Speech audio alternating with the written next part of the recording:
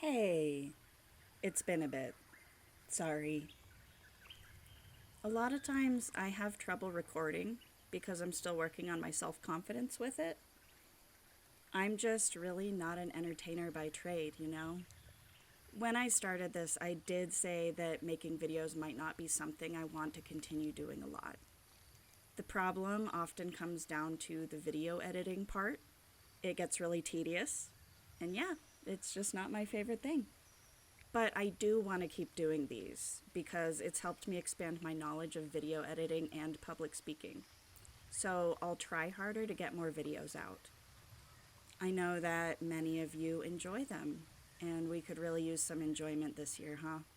It might be a rough few years yet, especially in my home country. So I'll try. To make editing the videos a little easier for myself, I'm gonna go ahead and step off screen. I've never liked being perceived anyway. There we go. Oh, this art I'm doing in the background? Don't worry about it. You'll find out soon enough. It's just something we've been working on. Maybe I'll tell you about it in a later video. This is kind of the place where you get to see some secret stuff anyway, right? Now, concerning my previous work, I do still want to do the colony videos, but a few things have evolved since I did the Oak Colony one. It's kind of a massive undertaking to make these other 3 videos, especially when I would have to go back and edit some things. So I might not do the editing of the colony videos, I mean. Sorry, again. But Tennelle will be doing Drawing a Blank episodes on all the cats from each colony, so mine are really unneeded, actually. He already has Field, Oak, and Marsh up, so go check those out if you haven't already, though I'm sure you have, because my audience is directly from Tennelle's audience. And yes, we are working on River at the moment. I've drawn the lineup and written about each character so that Tennelle can tell you about them. With River Colony, there's a lot, and we don't want to reveal too much before Book 2, so we have to carefully select how much we want to say about each character. I know. And if it were up to me, I would just spill everything. I'm just really not a stickler for spoils. But the rest of the director circle thinks that you'll enjoy Clouded Moon the most without being spoiled on what happens. And they're probably right. And it's 2 against 1, so. Anyway, I figured maybe I would talk about some behind the scenes things, like a sort of director's podcast kind of thing. Maybe I can go through book 1 and do some director's commentary, discuss some of the decisions we made and where they came from and why, if maybe that sounds interesting to you. Or maybe you could even ask me some questions in the comments, and if it's not too revealing of events to come, I could answer some of them. But I don't know, we already have the Tumblr for that sort of stuff. Let me know what you would find interesting. Alright, enough intro talk. How about we start again slowly? We start again with some of the stuff I really love doing. World building. As you know, I was a key player in the original writing of Clouded Moon, and I have a tendency to work on a lot of the setting stuff. I'm actually the one who originally decided there was going to be a desert north of the lake. I thought that was kind of dumb for a while after I did it, because in Warriors it's supposed to be in the UK. They don't really have sand dune deserts there.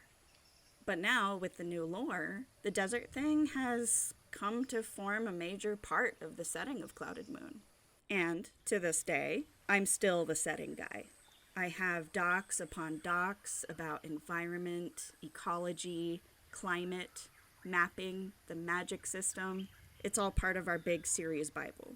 It's just something I'm passionate about building, and I think it enriches the world a lot. I like to categorize all the pieces into 2 major groups in my mind. Before the unbinding, as in the events of Book 1, and after the unbinding. The unbinding being the night in which Spotted Shadow unbound the magic from the Alliance tree. It's the key to everything going forward. Oh, and in case it needs to be said, spoilers ahead. If you have already read Shifting Roots, it is probably pretty clear that not everything is what it seems for the Alliance colonies, and several events play into the setting, as the setting plays into many events later. We started with the warriors-based world, so the unbinding is not only a plot point, but a mechanism by which we can fully realize our lore change and independent IP. The only parts that remain are the basic naming conventions, though you could also attribute that to Tale Chaser's Song or other xenofiction you may have picked up in the past. The general layout of the territory with the lake and all that, and the presence of 4 cat colonies. The Alliance Saga world contains no humans. It is not set in this world that we live in, and it contains a magical element with a soft magic system that we have pretty well laid out. Maybe later I could make a video on that. I'll consult the other directors and see how much I should say about it. Our climate is subtropical rather than temperate, and it's a mishmash of environments from our planet's southern Africa, South America, and Southeast Asia, with a wet season and a dry season. 1/3 is dry, 2/3 are wet, with the seasons changing within those bounds. It's kind of hard to explain without visual aids, so let me show you. So, here's my Alliance Saga season circle. This is the cycle of the seasons for the continent on which the saga takes place. Rainbow for general heat scale. And after the unbinding, the Alliance will start to experience seasons this way too. But you won't see any of this in the first book, of course. The unbinding is near the end of the book. So let's talk about the tree. The Alliance tree is a huge landmark made up of 3 or 4 different types of tree, and it sits on Moonlight Island. Cats who are most familiar with the ancestors might claim that it is one tree that grows branches from all 4 trees to symbolize the Alliance: oak, cypress, maple, and eucalyptus. While someone who is more down to earth probably claims that it is, in fact, 4 separate trees that have melded together over time as their bark surrounded each other. Either way, there is a power to the tree that stems from the Alliance's founding days. It sheds glimmers of light during moonlight meetings. It holds a protective binding that shields Alliance Lake from the outside world of mages and wasteland. One cannot deny that there is some sort of divinity or magic to it.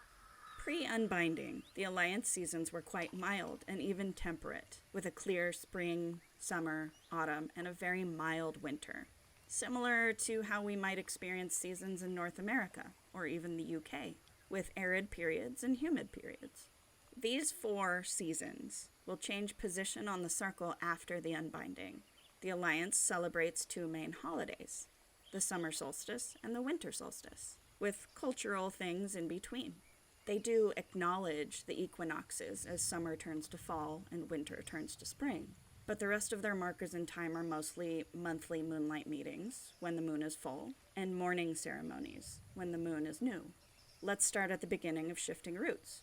At the beginning, it is spring at this time, with new foliage growth, mild rainstorms, and the season honestly going a bit unnoticed. That's how it is in Alliance territory. No one really has to pay much attention to the seasons except for Field Colony, who moves every few months to a different base. Honestly, they would probably be best equipped to deal with the outside seasonal preparations. You know, if their colony hadn't just split in half and lost their southern lands to River Colony. Anyway, when Spotty's group leaves the territory and finds themselves in the desert, it changes their outlook. Growing up in their territory, they're all aware that the desert exists. They call it the wastes, but they don't really go there. So this extremely inhospitable landscape is a new experience for most Alliance cats. And for the first time, they need to pay attention to the cycle.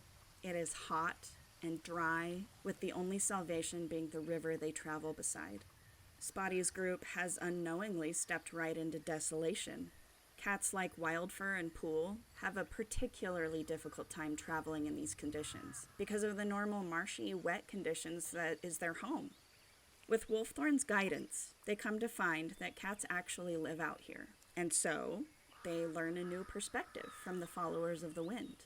To the followers, this inhospitable climate is normal. In fact, upon Spotty's arrival, the weather is to be celebrated because they have just received the first rains of the regrowth season, allowing them to take shelter in an oasis deep in the dunes. The way the followers experience the seasons is already quite different. Their seasons are called regrowth, the overgrowing, the fading, and desolation. While these seasons are somewhat equivalent to spring, summer, fall, and winter, respectively, this is not a cold and snowy winter. This is a hot, dry winter called desolation for a reason. Yeah, I did away with winter. Well, not completely. There are still conditions in which it can snow, but it's usually light, wet snow that doesn't freeze things for more than a day or two. No hard frosts. Renegades, that is, unbound or cats outside the alliance, have many holidays. They celebrate the summer solstice and also certain milestones that mark the yearly season cycle. The Rains Return, a holiday based loosely on Beltane. It happens on the first day of rain after a long drought and symbolizes new life, union, and the reward for perseverance through desolation. The rains bring relief to the land as plants begin to regrow and flourish in a new abundance. Small creatures come out of their hibernation. Herbivores may eat and drink freely once again, and carnivores hunt easily. Fertility recovers, and new creatures are born. This can be seen as the first day of spring. Summer solstice, or midsummer, a holiday loosely based on Litha. It symbolizes growth, abundance, and luck. Cats celebrate this longest day of the year and the regrowth of the lands around them. Kittens are celebrated, and any born on this day are seen as lucky and destined for greatness, just like in Alliance tradition. Maybe it's a holdover from the days before the founding of the Alliance. Perennial, a holiday loosely based on Lammas. It symbolizes gratitude for bounty, reflection, and transformation. Cats reflect on what they have learned and the skills they have cultivated during the desolate and plentiful seasons, showing off their crafts and prowess. It is a time that many travel to seek out new relationships or new horizons. The land begins to cool as the rainy season continues, and creatures enter a period of comfort and bounty and harvest. The land becomes saturated and full as creatures grow fat and happy in their abundance. Times are easy and simple as the waning of the seasons comes to pass, and they prepare for the death of the land once again. The Waning, a holiday loosely based on Samhain, or Halloween. It symbolizes the death of seasons, change, and preservation. It is the end of the time of plenty, and it is said that the spirits may show themselves to the living. Cats often tell scary stories and revel in the mysterious energies around them. Some cats craft masks and other accessories to add immersion to their stories. As everything is born, so too must it die. The waning marks the death of seasons, as the solstice of balance brings back the hope of new life and the planning of the future. Plants die out. Creatures must conserve their energy for hard times to come. Herbivores become lean and difficult to catch, while carnivores must become cunning in order to survive. Many make preparations for the coming of the dry season. Balance solstice, or winter solstice, a holiday loosely based on Yule, or Mabon. It symbolizes rest, darkness, the balance of the cycle, and new beginnings. Cats celebrate the longest night as the seasons shift once more toward another cycle. The elders of society are honored for their time and wisdom, reciting lessons they have learned in their era. Much like the Alliance cats celebrate winter solstice, cats prepare for the new cycle by letting go of the old one. Most plants go to seed or start to wither. Patience, a holiday based loosely on Imbolc. It symbolizes awakening, cleansing, and patience as the dry season moves into desolation. Creatures practice inner rebirth and endurance while contemplating the worst of times. Patience is often more of a time frame than a single day, triggered by the noticeable scarcity of resources. The coming of the dry season has parched the land, and most plants die or start hibernation as a result.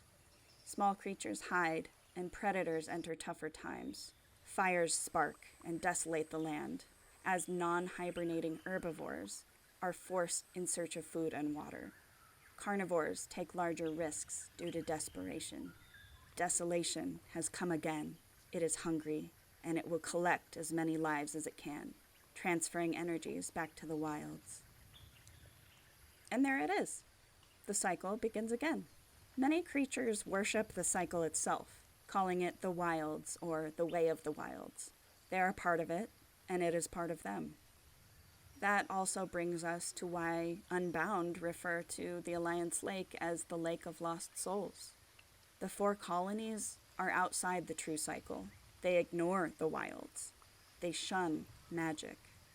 Rumor has it that cats that hide away near the lake are energy eaters. They steal souls and destroy magic with no respect for the cycle, life, or order.